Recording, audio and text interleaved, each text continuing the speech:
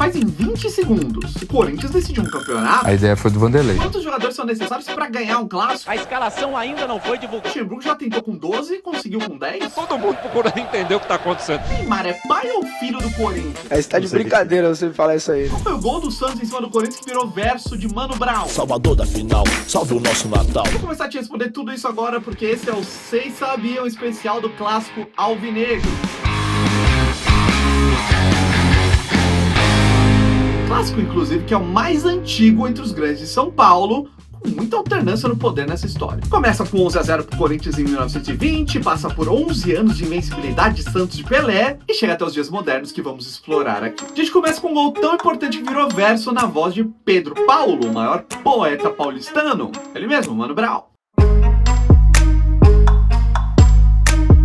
Em 1984, Santos e Corinthians chegaram na última rodada do Paulistão depois de 37 jogos, um pontinho de diferença. O timão atrás precisava vencer para ser tricampeão, se empatasse dava peixe. Mas parecia o contrário, o Santos foi para cima, fez o gol do título de uma jogada que todo torcedor já decorou, narrada por lendas como Luciano do Vale, Humberto Ladelli, Fiore Gigliotti, José limpou o Juninho, limpou outra vez, Humberto escapa, rolou para Osmar Santos. Humberto Zé ajudou para Humberto, ele correu, vai cruzar, cruzou. Mas a descrição mais poética e famosa do gol de Serginho Chulapa veio décadas depois.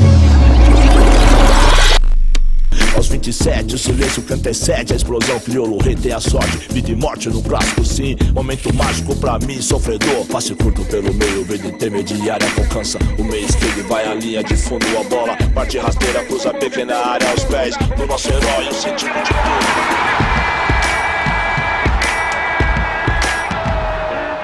Chulapa era o homem gol do coração do Mano Brown e do Santos. E por muitos anos seria o único. Por isso que o Mano Brown escolheu essa mesma música para abrir o show dele em um outro momento emblemático do clube. A chegada da hora. A volta de Neymar agora, 12 anos depois de se despedir do Paulistão. A última disputa de Neymar por aqui foi história sendo feita diante dos olhos de todo mundo. Era a quinta final seguida de Paulistão do Neymar e já sabia que, embora ele sonhava em se despedir com um tetracampeonato inédito, o pesadelo dele é que do outro lado tava um timaço do Corinthians de Tite, campeão brasileiro, da Libertadores e do Mundial. Só faltava o Paulista pra esse elenco pro técnico. Então os dois jogos seguiram esse roteiro. Santos, que dependia muito de seu craque, acelerado, mas bem marcado, enquanto do outro lado um coletivo esforço de Ralf, Paulinho, Danilo, Romarinho, Sheik, Guerreiro, falou mais alto.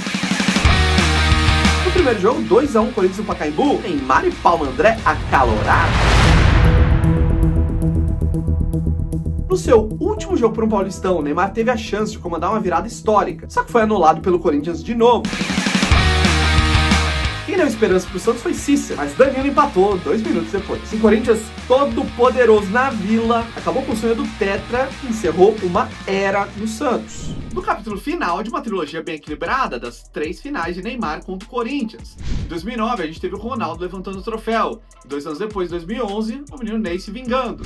E é dessa final que a gente vai falar agora. Santos encantava o mundo com gols e dancinhas, mas ainda não tinha encontrado o equilíbrio desde a saída de Dorival. A final do Paulistão marcava um pouco mais de um mês desde a chegada de Muricy e a gente já viu um time bem diferente. Momento de decisão do Paulistão 2011. 0-0 para aquele Santos era raridade. Foi assim que acabou o primeiro duelo no Pacaembu. Jogo cansativo e defensivo. A real é que o Santos dançava contra o São Paulo, contra o Palmeiras, mas com o Corinthians o negócio sempre ficava um pouquinho mais sério. O jogo de volta foi guerra.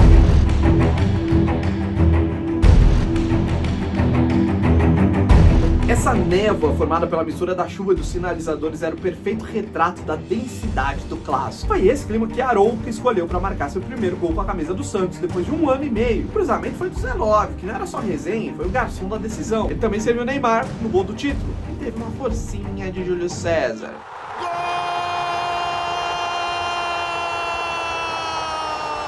Gol do título do Santos!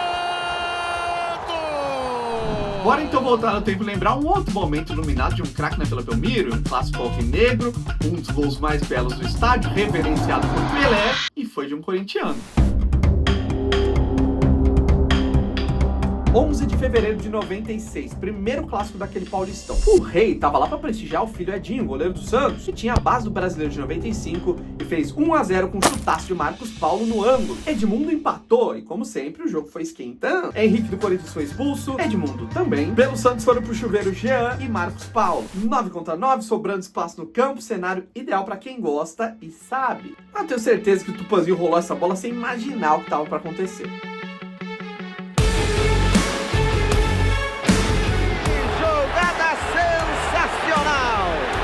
Digna de fato de direito desse futebol tetracampeão do mundo.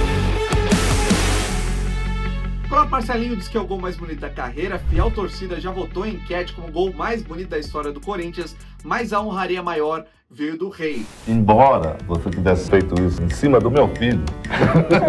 Pelé fez uma placa pro Marcelinho pelo gol que ele fez na casa dele, em cima do filho dele. Eu realmente venho comprovar a minha satisfação, a minha alegria, porque o futebol é isso. Aí vem a parte mais louca da história, o Marcelinho perdeu a placa do Rei Pelé. Ele não sabe se foi roubado, se foi uma mudança, mas enfim. O gol e a homenagem não serão apagados, embora o Santista quisesse muito. Aliás, essa não é a única memória com o Marcelinho em campo que o Santista adoraria esquecer. Mais um público excelente para Santos e Corinthians. Vai valer uma vaga para a grande final do Campeonato Paulista de 2001. Sabe o nosso coletivo? Faltavam 4 minutos do Qatar em 2022. O Santos tem sua versão própria desse meme. Faltavam 20 segundos. O time tava na fila há anos e a 1 minuto do fim tinha a vaga na final praticamente garantida. Quem passasse pegava o Botafogo de Ribeirão. Era a chance perfeita de voltar a ser campeão. O primeiro jogo tinha sido 1-1, gols de David e Everton, mas na volta, indícios de um jogo maluco. Dodô e Marcelinho Carioca perderam pênaltis na trave. Renato fez 1-0, o Marcelinho empatou, e a comemoração mostrava o nível de tensão no clássico do time favorito. E ainda assim a vantagem era do Santos, a torcida já fazia festa, mas faltavam 20 segundos e o Corinthians não é brincadeira. A linha de fundo, faz o corte, vem Corinthians, Marcelinho saiu da bola, vem Ricardinho, bateu! Do Corinthians! 5 dias depois, o clássico ainda ganhava os noticiários. O Corinthians usou um equipamento eletrônico para melhorar a comunicação entre técnicos e jogadores durante uma partida de futebol. Tecnologia usada pela NFL desde 94, que nunca chegou no futebol. Na época, não tinha regra falando que podia, mas também não tinha regra falando que não podia. O Ricardinho admite que o ponto ajudou muito. Ele se reposicionava o tempo todo com as instruções de Lucha, se aproveitou de uma brecha, não foi punido e garantiu mais um estadual pro Corinthians. Mas 5 anos depois, ele compensou pro outro lado. No Paulistão de 2006, o Santos vinha machucado. Era o primeiro encontro dos times desde o eterno 7-1 no Brasileirão. O Corinthians com o time todinho, campeão brasileiro de 2005, Tevez, Neymar, Carlos Alberto e companhia. Clássico no Morumbi, o Santista mais otimista achava que só um milagre pra ganhar esse jogo. Uma artimanha de Vanderlei Luxemburgo, que aprontou uma absurda. Santos, só mistério. A escalação ainda não foi divulgada. Ou eu tô louco, ou eu tô enganado aqui. Eu tenho 11 jogadores de linha do Santos dentro de campo. O Geilson tá ali para dar uma confundida a mais no Antônio Lopes. O Antônio Lopes entrou no gramado desesperado, tentando entender se o Santos ia jogar com 2 atacantes ou 3 zagueiros. Quando o Geilson saiu e ficaram 11, o nó tático já tava armado. Tá todo mundo procurando entender o que tá acontecendo.